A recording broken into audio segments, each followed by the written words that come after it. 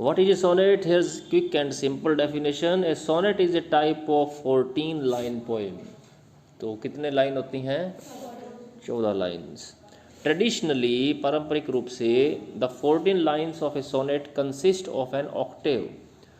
तो जो 14 लाइनों सोनेट की होती हैं वो एक तो ऑक्टेव रखती है और 2 quatrains making up a stanza of 8 lines. Octave को बोलते हैं 8 लाइन का स्टेंजा। 8 लाइन के उसमें 4 लाइन के 2 स्टेंजा होते हैं। पहले 4 लाइनें, फिर दूसरी 4 लाइनें। कितनी लाइनें हो गई? 8 लाइनें। ये पहला पार्ट बन जाता है सोनेट का, और इस पहले पार्ट को हम कहते हैं ऑक्टेव। इसमें 8 लाइनें होती हैं।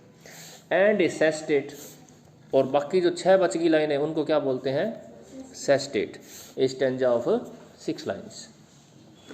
Sonnets generally use a metre of iambic pentameter. तो सोनेट में जो मीटर यूज होता है उसको बोलते हैं आयाम्बिक पेंटामीटर। अब ये मीटर क्या है ये आपको बताएंगे। जनरली एक लाइन की जो लेंथ होती है उसको मीटर में नापा जाता है। वो मीटर नहीं जिससे कपड़ा नापते हैं, ये मीटर अलग है। इसमें 1 मीटर के अंदर 10 फुट होते हैं। 1 फुट के अंदर 2 सिलेबल होते हैं। जनरली 2 सिलेबल होते हैं। सिलेबल क्या होता है? सिलेबल होता है मिनिमम प्रोनाउंसिएशन यूनिट, साउंड की वो यूनिट जिसको हम प्रोनाउंस कर सकते हैं। जैसे कंप्लीट। कंप्लीट में 2 सिलेबल हैं। कितने सिलेबल हैं? 2। कैसे हैं? अंदाज़ा लगाओ ज़रा। कंप्लीट, इसमें 2 साउंड है। कंप्लीट साउंड का आप मान सकते हो स्वर से। इसमें 2 स्वर हैं। कम में एक स्वर है ए, प्लीट में एक स्वर है ई, यानी 2 स्वर हुए ना, ए और ई। तो इसमें कितने सिलेबल हैं? 2 सिलेबल हैं। यानी सिलेबल को आप ये भी कह सकते हो कि वोवल साउंड कितनी है एक शब्द के अंदर। जितनी वोवल साउंड होगी उतने ही उसके अंदर सिलेबल होंगे। कंप्लीट को अगर हम डिवाइड करना चाहें, यानी इसकी जो कंप्लीट की जो साउंड है उसको डिवाइड करना चाहें तो 2 में डिवाइड कर सकते हैं। कंप्लीट, कंप्लीट, इसमें 2 वोवल आते हैं। तो बहुत सारे ऐसे शब्द हैं जिसमें 2 से ज़्यादा भी सिलेबल होते हैं। तो जब ये लाइनें होती ना कविता की, इसके अंदर सिलेबल को गिनते हैं हम। तो ज़्यादातर जो सोनेट के अंदर जो लाइन होती है वो 10 सिलेबल की होती है। ज़्यादातर उसमें 10 सिलेबल होते हैं। तो 10 सिलेबल हो गए, इसका मतलब मीटर कितने हो गए? 5। 2 सिलेबल का 1 फुट बनता है। 1 फुट को हम 1 मीटर भी बोल देते हैं। तो 5 फुट है तो 5 मीटर हो गए, पेंटामीटर बोल देते हैं इसको। ये अपनी डिटेल में पढ़ने वाले हैं आगे। यहाँ पे आप एक बार थोड़ा इसका मैंने आपको इंट्रोडक्शन दिया है कि मीटर क्या होता है। आयाम्बिक पेंटामीटर, पेंटामीटर का मतलब 5 मीटर की लाइन होती है, यानी 5 फुट होते हैं उसके अंदर। और आयाम्बिक होता है, आयाम्बिक एक संरचना होती है खास बोलने की। उसमें पहले पर हम स्ट्रेस नहीं देते हैं और दूसरे पर स्ट्रेस देते हैं। जैसे एक लाइन है, shall I compare thee to a summer's day. ये अपने की थी ना कल परसों, है ना। Shall I compare thee to a summer's day. तो इसमें जो पहले 2 सिलेबल हैं वो कौन से हैं? शैल आई के। शैल आई कंपेयर दी, तो इसमें सिलेबल आप छांटोगे तो शैल में कितना सिलेबल है? 1। शैल, एक ही आवाज़ आ रही ना। आई में एक ही है, ये क्योंकि जुड़ा हुआ है 2 आ और ई, लेकिन इसको एक ही मानेंगे। तो शैल आई, ये 2 सिलेबल बन गए।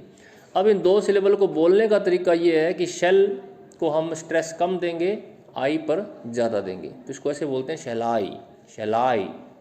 कंपेयर, आगे कंपेयर वर्ड है, तो कंपेयर में भी कम पे कम स्ट्रेस देना है और पेयर पे ज़्यादा देना है। शैलाई कंपेयर, तो अनस्ट्रेस्ड स्ट्रेस्ड, अनस्ट्रेस स्ट्रेस्ड, ऐसे चला जाता है। इसको आयाम्बिक बोलते हैं। इसको डिटेल में अपने बाद में पढ़ लेंगे।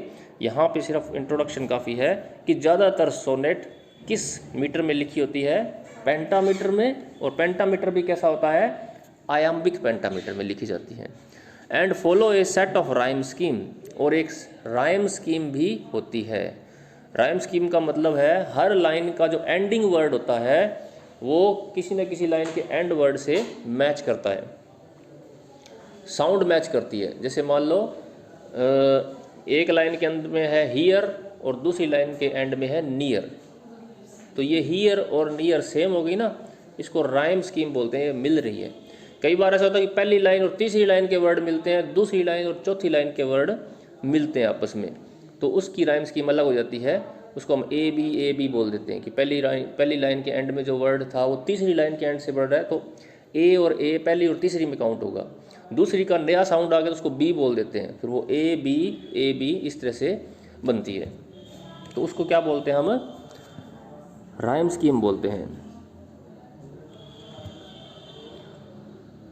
Within these general guidelines for what makes a sonnet, there are a wide variety of variations. अब सोनेट की कई वेरिएशंस भी हैं। ये एक जनरली बताया कि ज़्यादातर सोनेट 14 लाइन की तो हर एक सोनेट ही होती है। कुछ सोनेट्स जो होती हैं वो ऑक्टेव और सेस्टेट में डिवाइड होती हैं, पहली 8 लाइनें और दूसरी 6 लाइनें। और एक मैंने पहले भी बताया था आपको, एक सोनेट ऐसी होती है जिसको हम इंग्लिश सोनेट या शेक्सपियरियन सोनेट बोलते हैं। उसके 4 भाग होते हैं, पहली 4 लाइनों का एक भाग, दूसरी 4 लाइनों का दूसरा भाग, तीसरी 4 लाइनों का तीसरा भाग और अंतिम 2 लाइनों का चौथा भाग। तो पहले 3 क्वार्टरेंस होते हैं, एक कपलेट होता है। 4 लाइनों के स्टेंजा को क्वार्टरेन बोलते हैं। क्या बोलते हैं? Quatrain. Sonnet generally use a metre of iambic pentameter, ये हो गया था। The 2 most common sonnet variations are the Italian sonnets are also called a Petrarchan sonnet and the English sonnet also called a Shakespearean sonnet. तो 2 common sonnet के variation हैं, 2 common sonnet के types हैं, वो कौन से हैं? इटालियन और इंग्लिश। इटालियन को पेट्रार्कन भी बोल देते हैं और इंग्लिश सोनेट को हम शेक्सपियरियन सोनेट भी बोल देते हैं। इटालियन सोनेट ऑक्टेव और सेस्टेट में डिवाइड होती है और इंग्लिश सोनेट जो है वो 4 पार्ट्स में डिवाइड होती है। The main difference between the Italian and English sonnet is in the rhyme scheme they use, और rhyme scheme के अंदर भी difference होता है। अब आते हैं द इटालियन सोनेट पे, थोड़ी सी ये पढ़ लेते हैं। Although the form of the sonnet is said to have been invented by Giacomo di Lentini in the 13th century, it was popularized by a poet from Tuscany named Francisco Petrarch. तो इस line में यह बताया गया है कि हालांकि इस सोनेट का आविष्कार तो किया गया था जियाकोमो डी लेंटिनी ने 13वीं सदी के अंदर, लेकिन इसको पॉपुलराइज किसने किया? पेट्रार्क ने किया। पेट्रार्क याद रख लो, पूरा नाम याद रखने की जरूरत नहीं है। Who used the form to write poems expressing his unrequited love for a woman named Laura. अब पेट्रार्क ने बहुत सारी सोनेट लिखी, किस टॉपिक पे लिखी? उसने एक औरत लोरा के नाम से लिखी, सारी लोरा के लिए लिखी, जिसमें उसने अपने अनरिक्विटेड लव को एक्सप्रेस किया। अनरिक्विटेड लव वो होता है जिसके बदले में प्यार मिलता ना हो, एक तरफा प्यार, अनरिक्विटेड जो पूरा नहीं हुआ। तो ज़्यादातर इसने ये लव पोइम्स लिखी हैं सोनेट की लोरा के लिए, तो ये पॉपुलर काफ़ी हुई उसकी लिखी हुई कविताएं, तो उसका नाम यही पड़ गया पेट्रार्कन सोनेट, क्योंकि उसने उस पैटर्न पे लिखी थी ऑक्टेव और सेस्टेट के। The original form of the Italian sonnet is therefore known as the Petrarchan sonnet. तो बाद में इसका नाम पेट्रार्कन सोनेट पड़ गया। कंसिस्टिंग ऑफ 14 लाइन्स टोटल, उसमें कितनी लाइन होती हैं? 14 लाइन्स सभी में ही होती है। The poem begins with 2 quatrains, तो पोएम की शुरुआत होती है 2 क्वार्टरेंस से। 2 क्वार्टरेंस का मतलब कितनी लाइनें हो गई? 8 लाइनें हो गई। एक क्वार्टरेन में 4 लाइनें होती हैं, 2 क्वार्टरेंस का मतलब 8 लाइनें। स्टैंजा ऑफ 4 लाइन, एक क्वार्टरेन को हम बोलते हैं stanza of 4 lines. That make up a unit called an octave, तो उसको हम ऑक्टेव बोल देते हैं। And the poem ends with 2 टर्सेट्स, और जो पोइम है एंड होती है वो 2 टर्सेट के साथ एंड होती है। टर्सेट का मतलब 3 लाइनों का स्टैंजा, उसको हम टर्सेट बोलते हैं। अब क्योंकि लास्ट में बच कितने की लाइनें? 6, उन 6 लाइनों को किस तरह से डिवाइड कर देते हैं? 3-3 के स्टैंजा में, यानी 2 टर्सेट बच गए। That make up a single 6 line stanza called a sestet, और 2 टर्सेट मिलके बन जाते हैं sestet. The standard rhyme scheme for the Octave is ABBA ABBA। तो राइम स्कीम जो है ऑक्टेव की वो क्या होती है? ये ABBA ABBA, 8 लाइनें होगी ना। While the rhyme scheme for the sestet is either CDE DCE और CDC DCD, तो इन दोनों में से कोई भी एक हो सकती है। एक वो CDE CDE भी होती है, इन्होंने बताया नहीं है, कईयों में वो भी है। The typical structure of the Italian sonnet is for the octave to contain what is called a proposition. अब स्ट्रक्चर कैसा होता है इटालियन सोनेट की, संरचना कैसी होती है, उसमें क्या होता है, ऑक्टेव के अंदर प्रोपोजिशन होता है, ऑक्टेव के अंदर इंट्रोडक्शन होता है किसी प्रॉब्लम का। प्रोपोजिशन का मतलब प्रोपोज करना, यानी कोई चीज़ का इंट्रोडक्शन होता है, परिचय कराया जाता है। कोई भी प्रॉब्लम हो सकती है, कोई भी उसके मन का ख्याल हो सकता है, उसके अंदर ऑक्टेव के अंदर वो हमें इंट्रोडक्शन कराता है। विच इस्टेब्लिशेज ए प्रॉब्लम, जो एक प्रॉब्लम को इस्टेब्लिश करता है। सच एज अनरिक्विटेड लव, जैसे कि अधूरा प्यार। अनरिक्विटेड का मतलब जिसका रिस्पॉन्स ना मिलता हो, उस प्यार का। यानी पहली 8 लाइनों में तो हो सकता है वो अपनी इस प्रॉब्लम को बताए कि मेरे को जिससे मैं प्यार करता हूँ वो मुझसे प्यार नहीं करता, इस तरह की कोई बात बता सकता है। सेस्टेट में हो सकता है वो अपने आप को मना रहा हो कि कोई बात नहीं, एक तरफा प्यार भी जायज़ है, कोई दिक्कत नहीं है, वो ना करे तो ना करे, इस तरह का वो अपने आप को समझाता है, वो सेस्टेट में आ जाता है। और a question such as does she love me, या फिर ऑक्टेव के अंदर इस तरह का एक क्वेश्चन हो सकता है कि डज शी लव मी, क्या वो मुझसे प्यार करती है। The sestet is concerned with resolving the problem, और सेस्टेट किससे संबंधित है, उस प्रॉब्लम को रिजॉल्व करता है। And it almost always contains A turn, और इसमें हमेशा टर्न होता है, यानी ऑक्टेव में जो बात कही होती है उससे थोड़ा हटके बात होती है, उसके अंदर टर्न आ जाता है उसमें। Which signals a shift in the poem's focus from problem to resolution, तो वो जो पोइम है वहाँ से चेंज हो जाती है, प्रॉब्लम से वो कहाँ पहुँच जाती है, रेजोल्यूशन पे। The turn is sometimes also called a volta, और इस टर्न को बोलते हैं वोल्टा। जब किसी पोइम के इमोशन में एकदम से चेंज आ जाता है, उसकी इमोशन में, उसकी गति में चेंज आ जाता है, तो उसको हम क्या बोलते हैं, वोल्टा। ये वोल्टा इटालियन में टर्न का अनुवाद है। And it usually comes at the very beginning of the sestet in the sonnet's 9th line, और ज़्यादातर ये जो वोल्टा है कौन सी लाइन में आता है, 9वीं लाइन में, क्योंकि ऑक्टेव के जस्ट बाद सेस्टेट जब शुरू होता है। The sonnet by Petrarch is a perfect example of the form and subject matter of the typical Italian sonnet, तो जो एक टिपिकल इटालियन सोनेट है उसमें पेट्रार्क की सोनेट जो है वो परफेक्ट एग्जाम्पल है। वो औरों ने भी बहुतों ने लिखी है, ऑक्टेव सेस्टेट के हिसाब से पेट्रार्क की सबसे बेस्ट मानी जाती है। In the proposition of the octave, the poem establishes its dilemma and subject. तो ऑक्टेव के अंदर कविता इस्टेब्लिश करती है डेलिमा को। डेलिमा वो स्थिति होती है जिसमें पता नहीं होता क्या करें क्या ना करें, उसको हम डेलिमा कहते हैं। And subject, the vanity of the poets passion for his beloved, या ऑक्टेव के अंदर पोइट की जो प्रेमिका है उसके घमंड का वर्णन होता है। वैनिटी क्या होता है, घमंड, झूठा अहंकार। This sonnet has an obvious turn in the 9th line, इस सोनेट के अंदर 9th लाइन में टर्न आ जाता है, चेंज आ जाता है। The phrase but now I clearly see, तो इस तरह की बातें होती है, बट नाउ, परंतु अब मैं साफ साफ देख सकता हूँ। This sonnet gives a strong example of how a turn works, it doesn't need to be dramatic but it subtly marks a shift in the tone और मूड ऑफ द पोइम। तो ये जो वोल्टा आता है ये पोइम के mood को एकदम से चेंज कर देता है। The resolution in the sestet is that the words joy is but a fitting dream. The sonnet employs the Petrarchan rhyme scheme of ABBA CDE DCE। तो ये आगे वर्ड्सवर्थ की एक पोइम है जिसका एग्जाम्पल दिया गया हमें, Milton thou shouldst be living at this hour. अब इसके आगे ए लिखा है, तो ये आवर की जो साउंड है ना, आवर की साउंड आगे किससे मैच करेगी, देखो जरा आगे ए कहाँ आता है, बावर, आवर और बावर, ये ए की साउंड नाम दी है। यहाँ पे आवर को ए का मतलब ए साउंड दिया, तो ऐसी आवर जैसी साउंड आगे कहीं भी पोइम में आएगी ना तो उसको ए ही बोलेंगे फिर। तो आवर जैसी साउंड आई बावर में, ए आ गया। दूसरी लाइन है जो फैन और पेन, ये सेम है, इनको बी बोल दिया गया। आगे फिर डॉवर आ गया तो फिर ए आ गया ना, बावर डॉवर आवर एक जैसी थी। फिर आगे मैन अगेन, तो ये बी वही सेम ही साउंड आ गई। तो ABBA पहली 8 लाइनों की राइम स्कीम हो गई ना।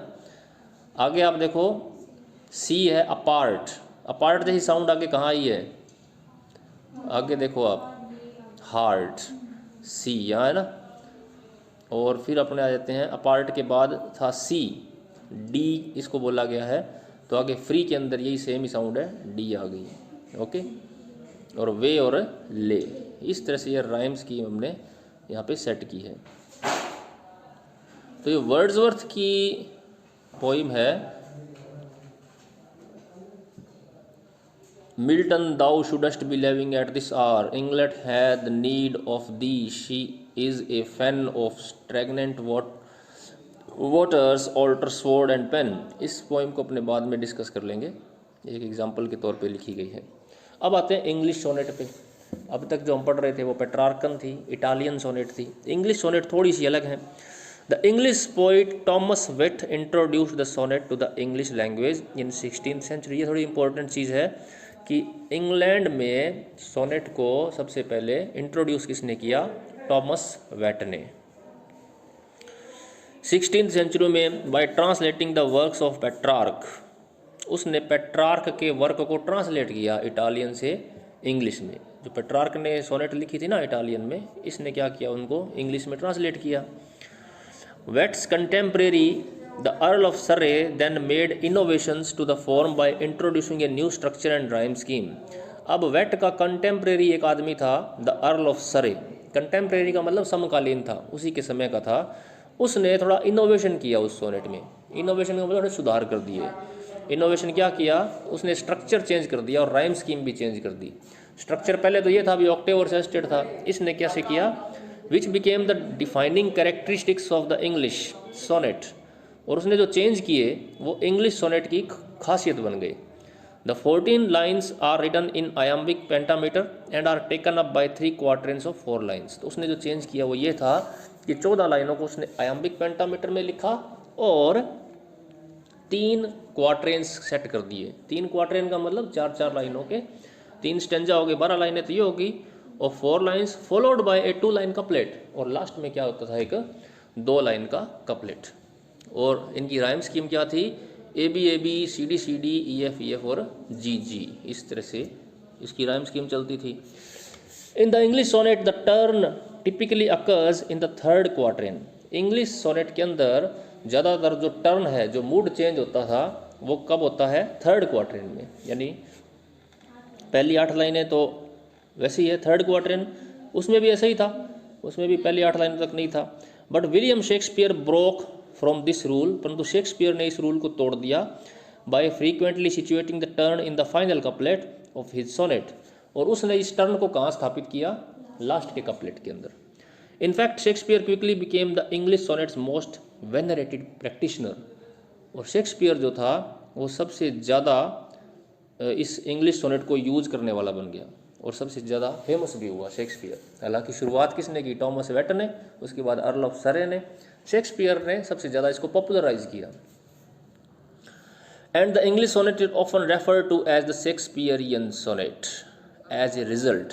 अब क्योंकि शेक्सपियर की सोनेट बहुत ज़्यादा फेमस हो गई तो इंग्लिश सोनेट का नाम ही क्या पड़ गया, उसी के नाम से पड़ गया, Shakespearean. The English sonnet is sometimes also refer to as the Elizabethan sonnet. English sonnet को एक और नाम से बोला जाता है, एलिजाबेथन सोनेट, क्योंकि शेक्सपियर जब लिखता था ना सोनेट, उस समय इंग्लैंड की रानी एलिजाबेथ थी, तो उस पीरियड को एलिजाबेथन पीरियड भी कहा जाता है रानी के हिसाब से। तो क्योंकि अब एलिजाबेथन के काल में ये सोनेट लिखने शुरू हुई तो इनको एलिजाबेथन सोनेट भी कह देते हैं। This famous example by Shakespeare follows the typical rhyme scheme of the English sonnet, A B C D E F ji.